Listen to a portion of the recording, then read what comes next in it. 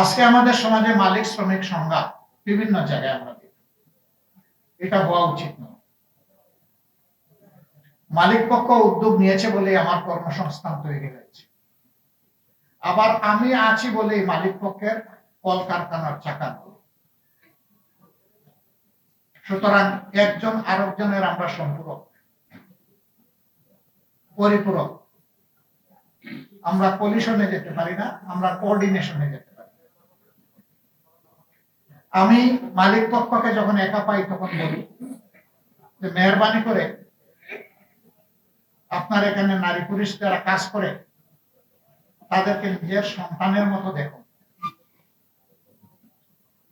সন্তানের মতো দেখলে একটু আদর, একটু ভালোবাসা থাকবে। একটু ভুল করলে এটা ইগনোর করতে পারবেন। কিন্তু আপনি যদি শ্রমিকের মতো দেখেন তাইলে সামান্য ভুল ত্রুটি বিচ্যুতিও আপনি ক্ষমা করতে চাইবেন না। তখন আপনি কঠোর হবেন।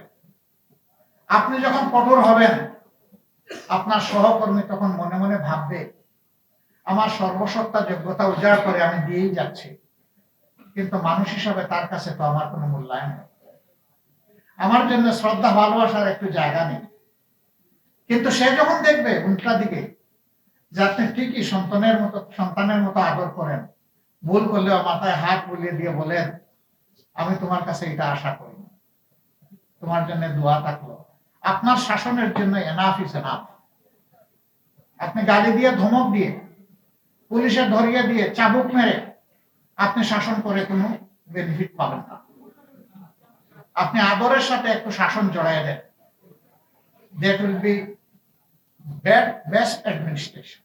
আপনি সেটা আবার যখন শ্রমিক ভাইদের সাথে বসি তখন বলি যে ওই লোকটাকে পিতার মতো দেখো, তাহলে পিতৃসুলভ আচরণ তার কাছ থেকে পাবো। কিন্তু তুমি যদি ভাই মুখামুখি হয়ে যাও, বোন তুমি মুখামুখি হয়ে যাও, তাহলে এই নিয়ামত তুমি পাবা। আর তোমাকে যে স্থাপনা তোমার হাতে এস্টাবলিশমেন্ট তুলে দেওয়া হয়েছে, তার ক্যাপিটাল মেশিনারি সহ এই সবগুলাকে তোমার সন্তানের মতো তুমি দেখো, তাহলে এগুলার যত্ন নেওয়া, রক্ষণাবেক্ষণ করা, তার বেস্ট ইউটিলাইজেশন করা তোমার পক্ষে সম্ভব। যদি এই কারখানা বেঁচে থাকে তুমি বেঁচে থাকবা, যদি এই গাড়িটা যানবাহন বেঁচে থাকবে তুমি বেঁচে থাকবা।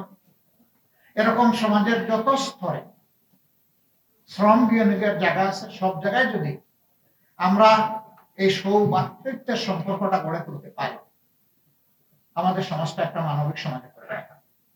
আমাদের ডাইনামিক্স, আমাদের শক্তি, আমাদের উৎপাদন ক্ষমতা অনেক হয়েছে। কিন্তু যখন একজন শ্রমিক দেখে না আমার কাজের মূল্যায়ন হয় আমার শ্রমগণ থাকে, আমার ওয়ার্ক ডেলিভারি, তখন সেও ঘড়ির দিকে তাকাইতে থাকে, তখন আমার সময়টা শেষ। এখানে বাড়তি কিছু থাকে না। সন্তান এবং পিতার সম্পর্ক যদি থাকে, কাজ শেষ হয়ে গেল গিয়ে জিজ্ঞেস করবে আমার কি আর কিছু করার সুযোগ আছে? হয়তো সুযোগ নাই, তিনি স্নেহভরে একটা হাসি দিয়ে বলবেন আলহামদুলিল্লাহ যথেষ্ট হয়েছে, এখন বিশ্রামে যাও, আগামীকালকে ইনশাল্লাহ আবার দেখা হবে। এই পরিবেশটা আমরা চাইলেই সৃষ্টি করতে পারি, কিন্তু মাঝখানে কিছু লোক আছে তারা এটা চায়। তারা চায় এই দুই পক্ষের মধ্যে একটা সংঘাত লাগাই রাখতে, একটা প্রতিহিংসার ভাব তৈরি করে রাখতে। এতে তাদের বেনিফিট, তারা তখন বার্গেনিং করা শুরু করে। বার্গেনিং শ্রমিকদেরকে, কর্মচারীদেরকে বেনিফিট দেওয়ার জন্য নয়, বার্গেনিং তাদেরকে বিক্রি করে নিজের বেনিফিট আদায় করার জন্য। এবং এর ফলে আমাদের প্রত্যেকটি উদ্যোগ আমরা দারুণ চ্যালেঞ্জের মুখে পড়ি, কখনো কখনো ব্যর্থতায় পর্যবসিত হয়। ওই উদ্যোগ যখন ব্যর্থ হবে তখন আপনিও ব্যর্থ, আপনারও জায়গা নাই আর কাজ করার। কিন্তু ওই দুর্ত লোকগুলা কিন্তু হারায় না, হারিয়ে যায় আমাদের সাধারণ শ্রমিকেরা। ইসলাম সেই কল্যাণের বিধান সব জায়গায় ঢুকাতে চায়, অন্তর্ভুক্ত করতে চায়। শ্রমিক কল্যাণ ফেডারেশন নাম দেখেন, শ্রমিক কল্যাণ ফেডারেশন।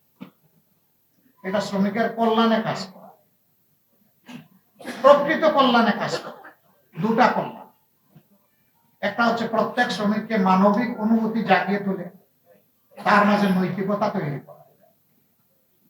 সে সক্রিয় দায়িত্ববোধের জায়গা থেকে তার দায়িত্বের পুরাটা আদায় করে সে চাইবে তার পুরা রুজিটা হালাল হোক। এবং এর মাধ্যমে শ্রমগণ এলাকায় উদ্যোগগুলা সফল হয়। দ্বিতীয়ত, তাদের কোনো অধিকার কেউ যেন কায়দা করে কোনোভাবে কেড়ে নিতে না পারে, তার পক্ষে যোদ্ধা হয়ে দাঁড়ায় যাওয়া।